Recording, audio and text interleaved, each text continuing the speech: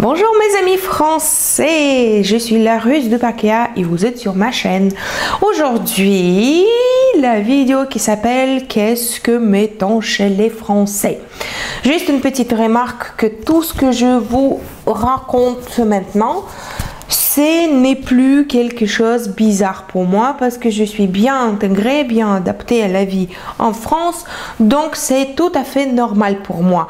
Mais je remarquais plusieurs choses qui, à l'époque, m'étonnaient beaucoup et je le marquais dans mon téléphone. Donc si c'est intéressant pour vous, restez avec moi, je continue. Alors c'est parti, ce n'est pas pour vous faire chier, c'est juste pour vous donner une idée qu'est-ce que nous les Russes on pense de vous. Et donc moi, la base de tous mes sentiments, de tous mes pensées, c'est quand même le sud de France. Peut-être dans l'autre région, c'est autrement. Mais voilà, aujourd'hui, je vous raconte des choses qui m'ont étonnée à l'époque en France. Et je commence bien sûr par le fromage. Alors, fromage. Les Français qui mangent cette fromage, qui savourent le goût de fromage, qui pue grave. C'est quelque chose d'énorme. Ma petite, quand elle revient de la crèche, je sais qu'elle a mangé le fromage de chèvre, puisque c'est insupportable. Je sais que c'est très bon pour les Français. Et même, je vous dis qu'aujourd'hui, je mange aussi le fromage, notamment le fromage Sant'Agur, Roquefort, mais toujours pas le fromage de chèvre, j'ai pas osé pour aujourd'hui. Je disais une chose, c'est que quand j'étais adolescente et je goûtais la première cigarette, quand je fumais la première cigarette, c'était n'est pas bon. Mais pas du tout. Mais qu'aujourd'hui, je continue à fumer quasiment un paquet par jour, quoi. Donc, j'ai pris cette habitude de fumer un truc énorme, qui pue, qui me plaisait pas pour la première fois. Je pense avec le fromage, c'est la même chose. Puisque l'histoire de fromage, c'est quoi? Un mec qui a oublié son lait dans une grotte et finalement il est revenu et moi je pense il a pas eu de truc à manger. Il a goûté ça, il a dit oui c'est pas énorme mais il faut que je mange quelque chose. Donc il a mangé ça, il a appelé ça le fromage et puis un pays entier qui mange ces trucs qui puent et qui disent que c'est bon. Voilà, donc ça c'était la première chose qui m'a choquée, mais vraiment choquée. En plus, ça fait pas très longtemps, il y a quelques jours, je trouvais sur Facebook une vidéo qui s'appelle les enfants russes qui goûtent le fromage. Là, je vous conseille de regarder cette vidéo parce que les enfants n'ont même pas osé de la goûter, même pas osé de la toucher et approcher parce que vraiment l'odeur, laissez tomber, c'est un truc de fou. Mais bon, on arrête ici. Et la deuxième chose, je pense que vous avez deviné déjà, c'est le vin. Le vin, il faut faire une vidéo où je parle de vin. Mais moi, je vais être bref. Le vin, pour les Français, c'est de l'eau.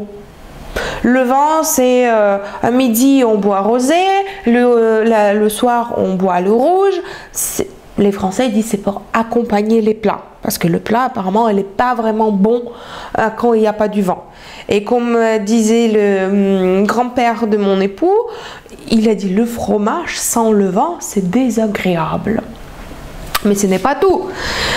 Pour les Russes, pour les Russes, on a vodka, whisky, gin tonic, etc., etc. et le vin. C'est tout. Puis le vin, il y a rouge, blanc, rosé. Et il n'y a pas tout ça. Je rentre dans le rayon de vin, je me suis perdue pour la première fois. Une rayon entière, c'est que pour les vins. Et il y a des gens qui réussissent de faire connaissance là-bas, puisqu'ils parlent de vin. Parce que cette mamie, par exemple, elle a déjà goûté ce vin. Et elle trouve que c'est très bon avec la viande. Et l'autre personne qui le dise, ah oui, et celui-là, regardez, c'est le Bordeaux, et ça, c'est le Aix-en-Provence, je sais pas. Il y a 1000 vins. Et après, attendez, le vin, par exemple, quand j'étais à Moldavie, j'ai vu qu'ils font le vin, ils le boivent, je sais pas, quelques semaines après, Et ce qui reste pour l'année prochaine, il le jette. Et oui, il jette le vin. Ici, plus c'est vieux, plus c'est bon. Apparemment pour le fromage, la même chose. Mais aujourd'hui, ça ne m'étonne plus. Et comme vous voyez, moi aussi, je bois le vin aujourd'hui. Oui, notamment le rouge le soir, j'adore. Bon, on y va. Autre chose, c'est l'heure de manger. Donc, les enfants, par exemple, j'ai vu plusieurs enfants dans les familles qui disent maman, est-ce que c'est déjà 16 heures? Et je dis, mais pourquoi il attend 16 heures? 16 heures, c'est pour le goûter. Et si tu as faim avant ou après, tu fais quoi exactement? Nous, on mange quand on veut manger. Si, par exemple, toi, tu es à midi, tu as faim, tu manges à midi. Si c'est à 11h30, tu manges à 11h30. Si tu n'as pas faim, tu ne manges pas. Et tu remanges vers 15h, par exemple. Ou à 18h, mais quand tu veux. Et surtout, l'heure de repas, le soir, le dîner. Parfois, je vois qu'on finit le dîner à 22h. À 22h, il faut être dans le lit déjà. Mais bon, aujourd'hui, je fais la même chose. Donc, ça ne me tombe plus. Autre chose, c'est aussi, ça touche le vin encore. En fait, le vin, c'est comme l'argent. En fait, avec le vin, on peut faire plein de choses. Tu vas à l'anniversaire quelqu'un, tu ne sais pas qu'est-ce que tu peux lui acheter? La bouteille de vin. S'il y a une fille qui a accouché, tu ne sais pas qu'est-ce qu'il faut acheter quand tu viens pour la première fois, c'est la bouteille de champagne. Et il y a quelques jours, un copain de mon époux qui est venu pour récupérer le canapé qui était jeté sur la terrasse et il faut le mettre quelque part. Donc, il est venu avec ce camion-là, il a récupéré ce canapé. Alors, qu'est-ce qu'il a gagné? Une bouteille de vin. Donc, le bouteille de vin, c'est l'argent. Sauf que, par exemple, mon époux, il a pensé, alors, moi, je vais payer à peu près 20 € pour récupérer ce canapé. Donc, à mon pote, je donne la bouteille de vin qui coûte 20 €. C'est comme ça. C'est national. En fait, c'est quand on dit valute nationale, l'argent national. Voilà. Mais vous avez compris. Avec le vin, on peut faire les cadeaux et on peut payer des choses en vin. En fait, j'imagine que dans 10 ans, je vais aller au supermarché, par exemple, je prends 4 bouteilles de vin, donc je prends manger, etc.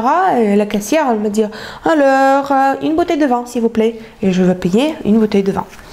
Je pense bientôt, ça va remplacer euro. Après, pour venir voir le copain, il faut le prévenir. Donc tu peux pas juste passer à côté de sa maison et taper sa porte et dire oh je suis là, je peux rentrer. En Russie c'est comme ça. Et puis quand ton copain rentre, tu ouvres le frigo et tu sors tout ce qu'il y a. Ah ici non, parce que si ton copain après il faut tout d'abord il faut appeler, il faut prévenir, il faut choisir une date qui convient à 2 personnes, donc à celle qui va recevoir et à celle qui va venir. En Russie, c'est pas comme ça, hein. Tu peux s'écouter, si tu veux passer, tu passes. Tu sens la porte, s'il n'ouvre pas, bah, tu partes. Voilà. Et puis ici, si par exemple, tu es venu voir ton copain à 11 h, donc il va te proposer plutôt un café. Si tu es venu à, je sais pas, 12h30, c'est pour manger. Si tu es venu à 19 h, c'est pour apéro. Tout est prévu, il n'y a même pas de surprise. En Russie, tu rentres chez quelqu'un, il ouvre le frigo, même à 9 h du matin, il te sort son borsch, c'est la soupe russe. Il te sort une bouteille de vodka, il te sort tout ce qu'il y a, il va te proposer un truc à manger. Ici, tu n'as venu pas à bonne heure, tant pis. C'est la même chose pour les restos. Si tu as envie de manger à 15 h, par exemple, tu ne veux pas trouver un resto où tu peux manger. C'est foutu pour toi. Il faut attendre 18 h. Et à 18 h, tu rentres au resto et il te demande quand même, c'est pour boire un verre ou pour manger? Mais tu sais pas, tu veux boire un verre, peut-être après manger, puisqu'il y a les tables pour boire un verre et là, c'est les tables pour manger. À Cannes, je connais peut-être 2 restos qui sont ouverts toute la journée où tu peux y aller manger. Et sinon, tout est bien fixé. Là, c'est l'heure de petit déjeuner, là, c'est blabla. Si tu viens à 19 h et tu demandes un café avec croissant, tu ne seras pas servi. Hein. Ça se m'étonne beaucoup. Il n'y a pas de liberté. Il n'y a pas de liberté parce que ils te disent à quelle heure tu devrais manger, à quelle heure tu devrais venir voir ton copain. Bon, autre chose.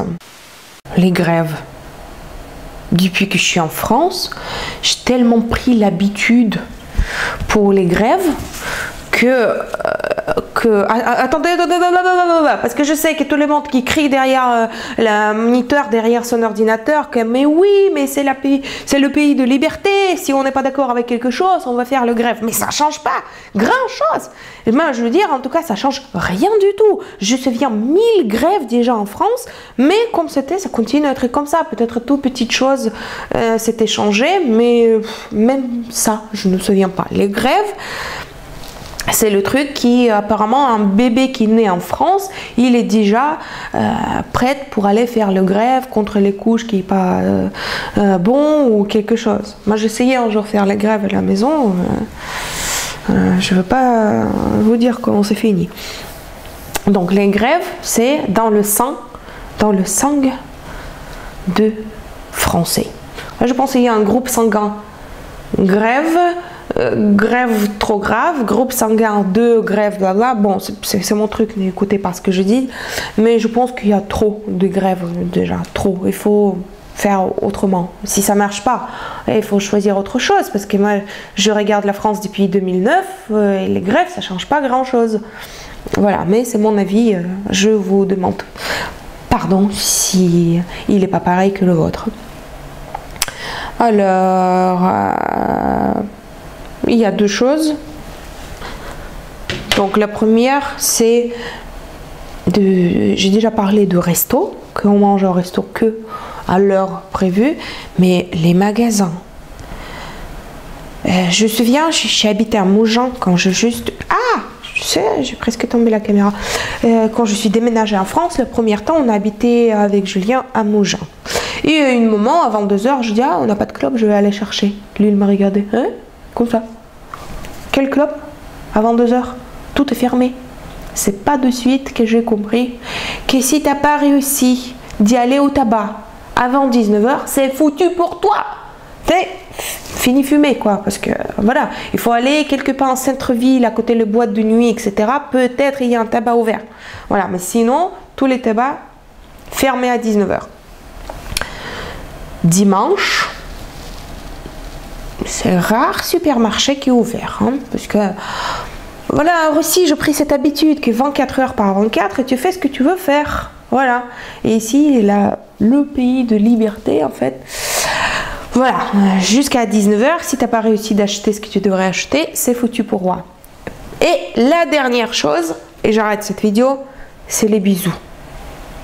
Je ne suis pas contre de faire le petit bisou là, hop, hop, ici. Mais bon, ici on fait, sur Côte d'Azur, on fait 2 fois, c'est ça? Il y a un copain qui déménageait de Montpellier, il m'a fait 3 fois.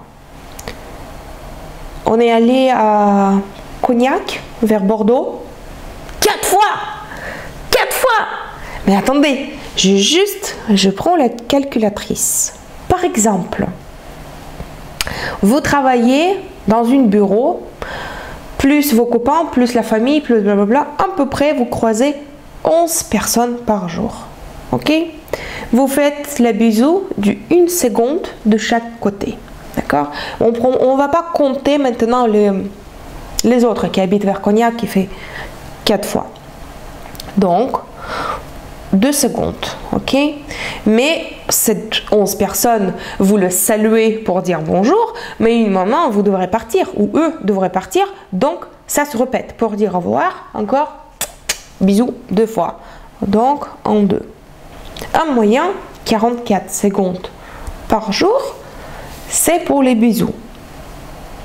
En 360 jours, donc 16 060 secondes par an juste pour les bisous. On va regarder combien c'est minutes. Donc 267, 60 encore. Donc quasiment 5 5 heures dans l'année, vous dépensez pour les bisous. En Russie, c'est beaucoup plus simple. Tu rentres dans une chambre, il y a 11 ou 12 ou 13 ou 100 personnes, tu fais comme ça, salut! Voilà, tout le monde qui te dit salut, etc. Il ne faut pas approcher chaque personne. Imaginez, si c'est dans une petite studio et il faut faire bisous à tout le monde s'est installé sur son petit pouf et j'ai vu, il commence à bouger, etc. pour se mettre debout, pour dire bonjour à le copain qui est venu, que tu peux juste dire bonjour.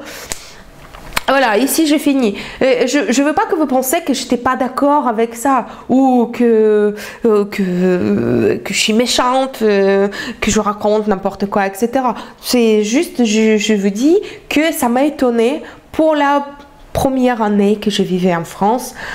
C'est des choses que je remarquais. Mais aujourd'hui, je vous rappelle que je suis bien intégrée en France et que j'accepte tout. Et 2 secondes pour les bisous et le fromage qui pue et en plus qui pue grave et plus il pue, plus c'est bon, etc. Et je bois du vin et j'achète mes cigarettes jusqu'à 19 h. Je suis bien adaptée et ça m'étonne plus. Voilà. Si vous avez une petite thématique à me proposer pour faire la nouvelle vidéo, je suis ouverte pour regarder vos commentaires en bas et je vais faire les vidéos au plus vite c'est possible. J'espère que cette vidéo était intéressante, au moins pour vous, de petit avis d'une Russe de Paka. Et moi je veux dire Paka, c'est-à-dire au revoir en russe.